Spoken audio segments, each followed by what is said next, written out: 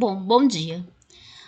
Esse trabalho ele tem a temática de restauração de águas subterrâneas contaminadas, uma meta alcançável, e foi realizado por mim, Anne Cartagena, no ano de 2021.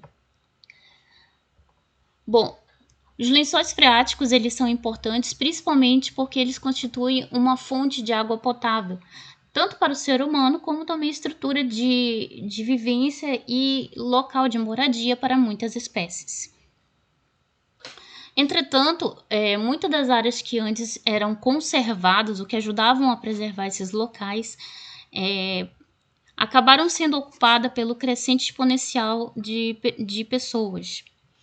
E muitas dessas ocupações, principalmente industriais, além das residenciais, acabaram despejando, tanto ao redor quanto diretamente, restos de dejetos, resíduos industriais e residenciais e acabaram contaminando essas áreas. Ainda que essas regiões sejam de difícil acesso, ainda assim muitas dessas regiões acabaram sendo comprometidas. E frente a esta situação, muitas tecnologias foram desenvolvidas e técnicas para poder tentar diminuir os riscos e problemas associados a isso. Mas será que, mesmo com essas tecnologias e técnicas desenvolvidas, ainda assim a recuperação de águas subterrâneas contaminadas é uma meta que pode ser considerada como alcançável? Frente a essa temática, o objetivo desse trabalho ele foi descrever de forma sucinta técnicas que podem ser aplicadas à diminuição dos danos sofridos, além de, em paralelo, questionar se a aplicação dessas técnicas elas realmente podem ser consideradas como satisfatórias frente aos riscos implicados de sua aplicação. Então, frente ao objetivo, alguns pontos devem ser clareados para que a gente possa caracterizar as metodologias de uma maneira mais entendível. E entre os pontos que devem ser clareados estão o comportamento da água, principalmente 3 aspectos em relação à água, que é a água higroscópica, que é absorvida dos poros da rocha, a água que é retida na superfície dos grãos por atração molecular e parcialmente extraída por raízes e plantas, e a água que é considerada como capilar, mantida pela tensão superficial. Por que entender esses aspectos e distingui-los é importante? Porque o comportamento da água frente às influências que ela sofre vai influenciar diretamente em que estado ela vai estar e para onde ela pode migrar. Há exemplo da imagem demonstrada que mostra fontes hídricas de rios, também mostra o solo, que pode ajudar a permeabilizar, regiões vegetadas e camadas subsuperficiais em que a água pode se aprofundar. Outros fatores muito importantes, aqui citados como fatores químicos, são as reações ácido-base, que vão atuar na formação de água, a precipitação e dissolução de minerais, sorção de troca iônica, reações de oxidação-redução, biodegradação, dissolução e exsolução de gases.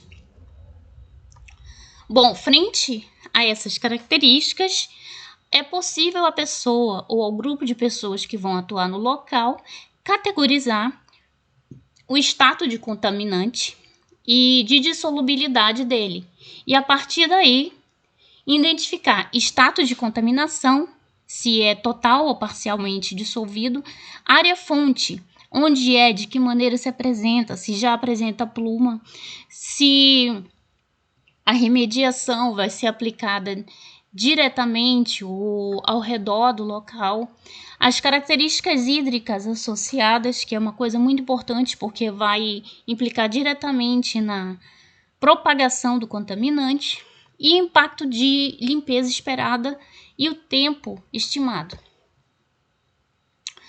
Bom, frente a essas considerações, também pode ser indicado as concentrações de remoção da água e da terra, monitoramento e limpeza contínuo, com estratégias associadas, se ela é bem sucedida, se ela pode ser mal sucedida, o que esperar frente aos impactos, o monitoramento, se ele vai ser longo ou curto, períodos e estratégias. Principalmente a relação direta entre ação e objetivos, porque às vezes a pessoa que vai avaliar a situação, ela não vai avaliar só aquilo, a ação, ou seja, ela não vai avaliar só aquilo que é demonstrado, ela também tem que avaliar aquilo que é possível ser feito frente a todos os aspectos. Bom, agora, frente a essas considerações demonstradas, as pessoas que trabalharem com esse tipo de situação, elas corriqueiramente vão aplicar essas metodologias que vão ser descritas mais comumente. A primeira delas é a bomba de água subterrânea e tratamento, que geralmente ela é composta por uma bomba de água que ela vai succionar tanto a água como o sedimento ou em separado, exercer algum tipo de lavagem ou tratamento que pode ser físico ou químico, e este sedimento ou água pode ser despejado em outro local ou pode ser tratado e reintroduzido no mesmo local. O sistema de aeração, por sua vez, é um sistema que ele vai introduzir, pulverizar ar nos locais diretamente ou injetar ar em parte de subsuperfície saturada. E aos poucos isso vai se propagando e por volatilização vai ajudar na dissolução dos contaminantes. A purga por ar, por assim dizer. E assim vai ocorrer a biodegradação ou aceleração da biodegradação das partículas do contaminante. Bom, em seguida nós vamos falar da biorremediação ex situ, que seria fora do local, ou biorremediação in situ. Bom, a biorremediação, por definição, é a utilização de cultivos de micro-organismos ou culturas de bactérias e fungos aeróbios e anaeróbicos que consomem contaminantes, geralmente levados para locais por tratamento, no caso, levado para fora do local e tratado, no caso do fora ex situ, ou tratado no próprio local, no caso do in situ. No caso do ex situ, que é tratado fora, pode ser reintroduzido depois de algum tempo. E no caso do in situ, uma peculiaridade é que se tem que ter muito cuidado para não alterar a comunidade existente no local e acabar causando um problema ainda maior, com a desregularização da cadeia trófica associada, o que causaria um problema talvez maior do que aquele da contaminação. Então, todos esses são aspectos que devem ser levados em conta ao se escolher uma metodologia a ser usada. O próximo metodologia que nós vamos falar é a oxidação química, né? É um processo que envolve geração de radicais hidroxila para mineralizar contaminantes orgânicos dissolvidos na água subterrânea e degradar através da ação oxidativa do radical hidroxila, que normalmente é realizado pela reação de luz ultravioleta ou irradiação de ozônio com peróxido de hidrogênio líquido e todos os seus subprodutos associados.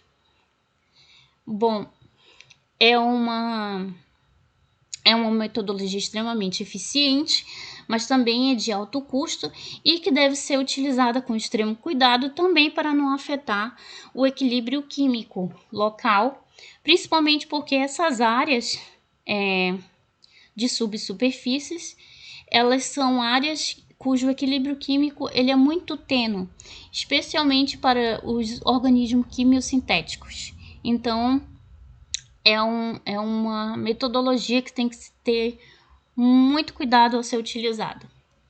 A próxima metodologia é fitorremediação, que seria, por definição, a utilização de vegetais, plantas, para o sequestro, ou seja, a absorção, né, do vegetal por rizomas, pelas raízes, do contaminante ali presente.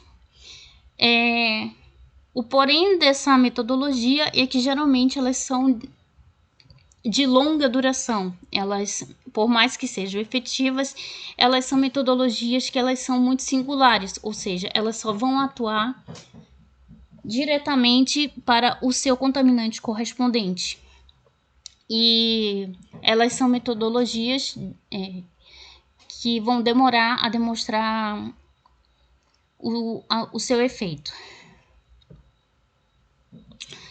Bom, frente ao que foi demonstrado, outro fator muito importante para quem trabalha com isso é a relação custo, tempo e limitação, como já foi falado. Não basta você saber as características físico-químicas, tem que saber o custo associado, meses, tempo e ano e a sensibilidade de limitação. Por quê? Porque não dá para aplicar uma metodologia que ela não vá corresponder em termos de tempo ou de custo ao ponto de se tornar impraticável, que se leve muitos anos, de modo que a poluição já tenha feito um estrago tão grande que já não sirva mais, já não seja mais possível reverter os danos causados. E referências. Bom, frente a todos esses aspectos demonstrados, ainda fica a pergunta: será mesmo que a restauração de águas subterrâneas contaminadas é uma meta alcançável? Bom, a minha opinião, frente ao que eu pesquisei, é que, na maioria dos casos, quando se tratam de contaminações mais superficiais e com quantidades menores de contaminantes, a intervenção ela pode ser que tenha bons frutos, ou seja, ela pode ser que realmente diminua consideravelmente o impacto sofrido. Entretanto, quando se tratam de contaminações crônicas durante muitos anos e com quantidades muito altas, é muito difícil que a intervenção humana tenha de fato um fator de reversibilidade do dano causado. Justamente porque já foram danos que foram se acumulando durante muitos e muitos anos e acabaram por contaminar águas que têm uma hidrodinâmica que já alcançou áreas muito distantes da área fonte de contaminação. Então, por mais que demonstre resultados, nesse caso o resultado é bem menor do que quando se trata de contaminações por períodos mais curtos e de quantidades menores. Bom, muito obrigada, espero que você tenha gostado do trabalho e agradeço muito pela audiência.